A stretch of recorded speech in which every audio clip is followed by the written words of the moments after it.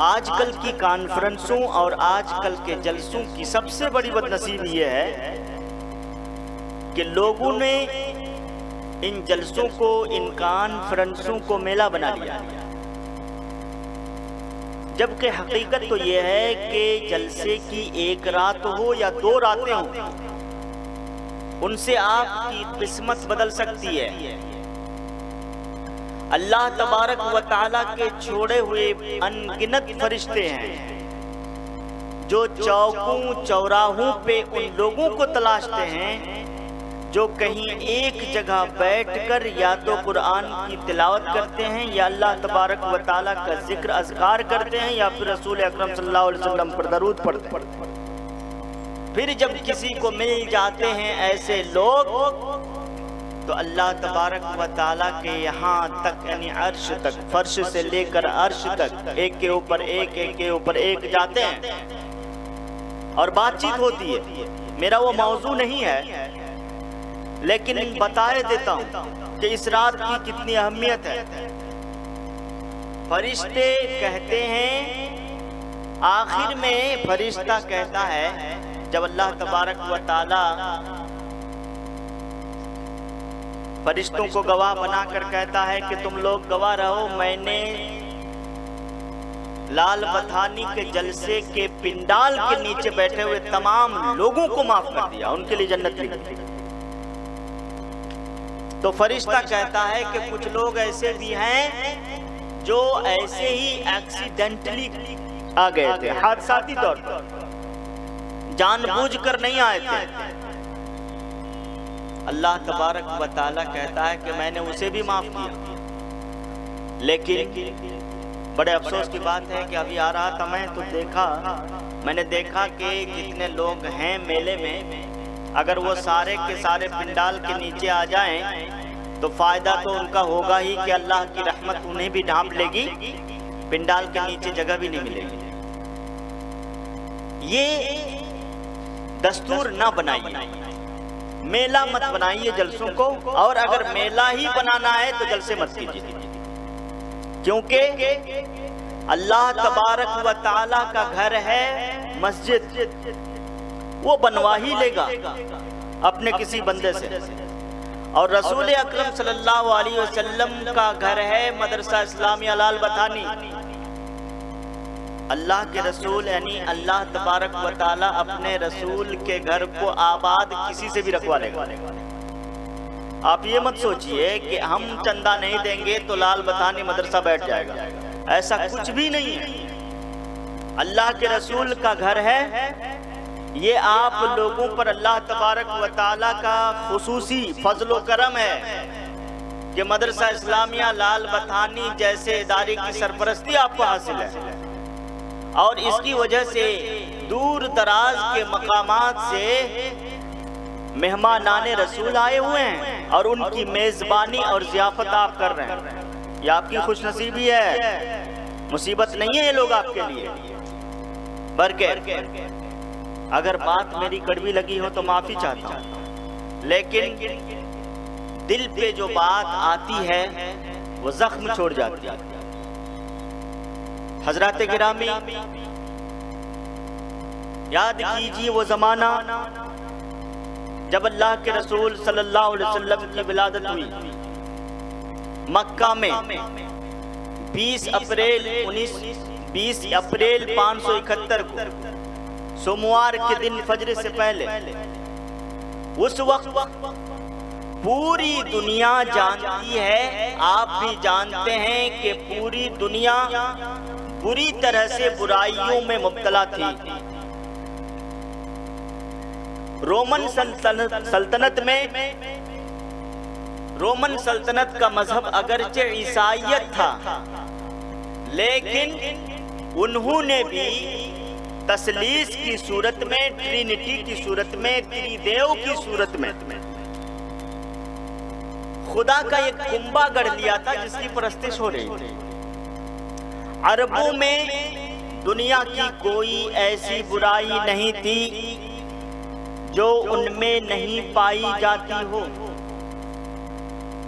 علل اعلان شرک جاری تھا، اللہ تبارک و تعالیٰ کا نام لینا کوئی جانتا ہی نہیں تھا، بھلا چکے تھے سارے۔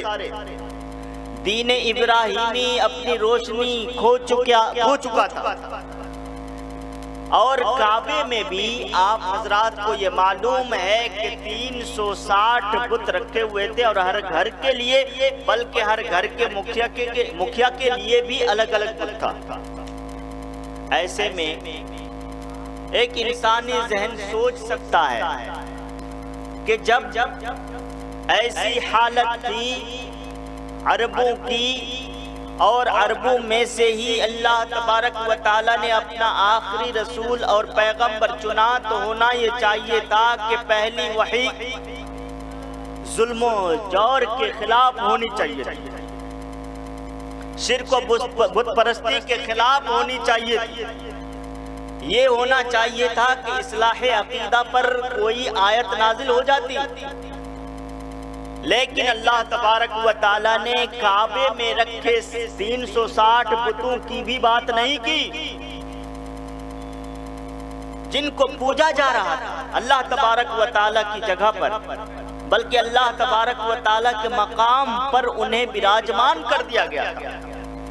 لیکن اللہ تبارک و تعالیٰ نے نہ ان کی بات کی، نہ شرک کی بات کی، نہ ظلم کی بات کی، نہ اتیاچار کی بات کی، نہ اسرکشا کی بات کی، نہ ظلم و تعدی کی بات کی، بلکہ بات کی تو اقرا سے آغاز کیا۔ اقرا سے آغاز کیا، کیا کہا کہ اقرا بسم ربک الذی خلق، کہ پڑھو اس اللہ کے نام سے، اس رب کے نام سے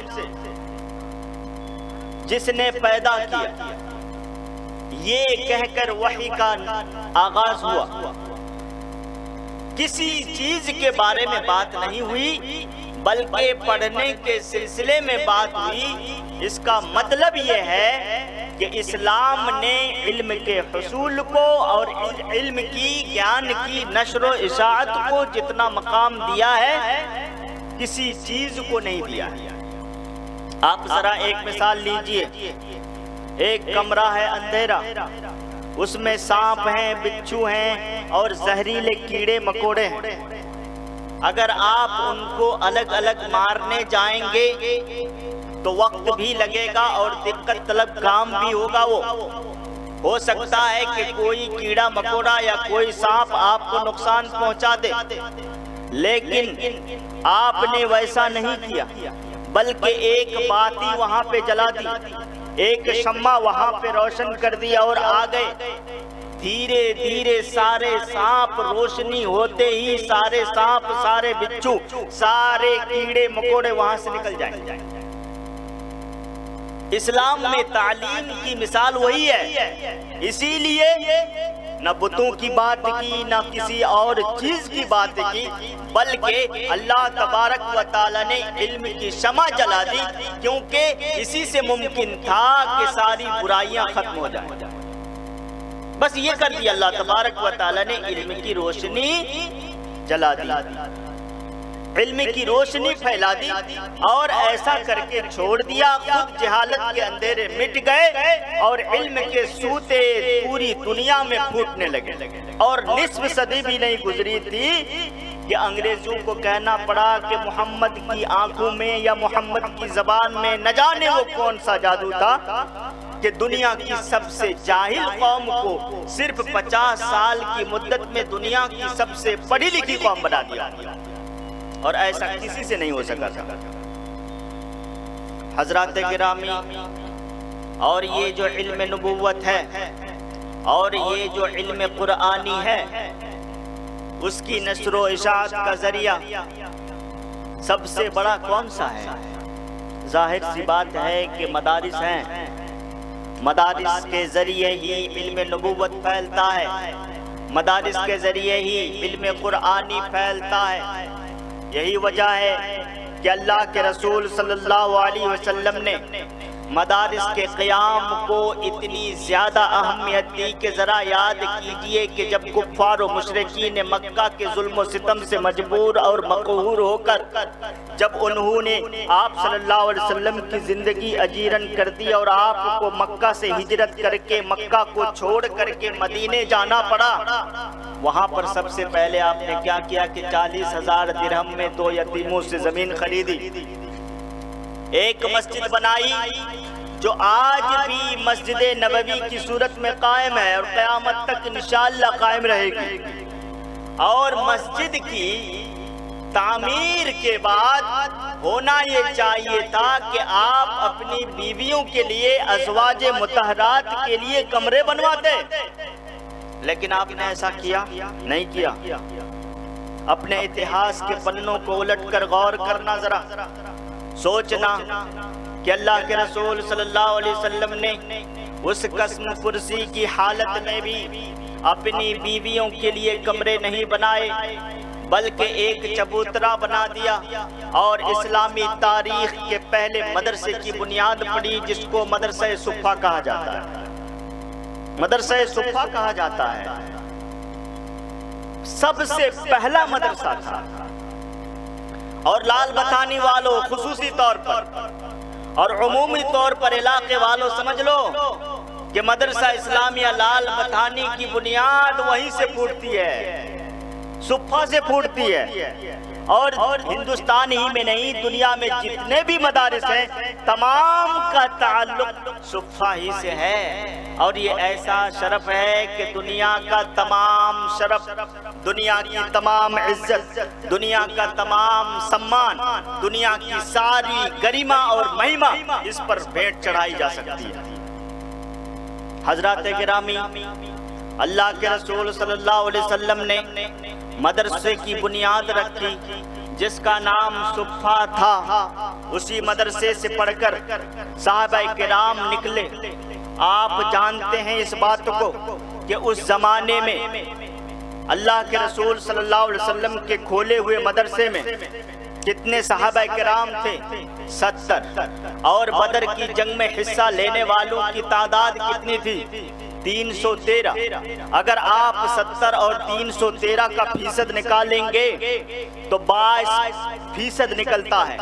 یعنی اللہ کے رسول صلی اللہ علیہ وسلم کے زمانے میں جب مسلمانوں کے پاس رہنے کی جگہ نہیں تھی، جب مسلمانوں کے پاس کھانے کے لیے سامان نہیں تھا، کھانے کے لیے غذا نہیں تھی، پہننے کے لیے کپڑے نہیں تھے، اوپر سے دشمن، نیچے سے دشمن، دائیں سے دشمن اور بائیں سے دشمن، اغل سے دشمن اور بغل سے دشمن کا ڈر تھا، جان کا ڈر تھا، ویسے میں اللہ کے رسول صلی اللہ علیہ وسلم نے آنن فانن 22.5% یعنی تعلیم کی شرح فیصد پہنچا۔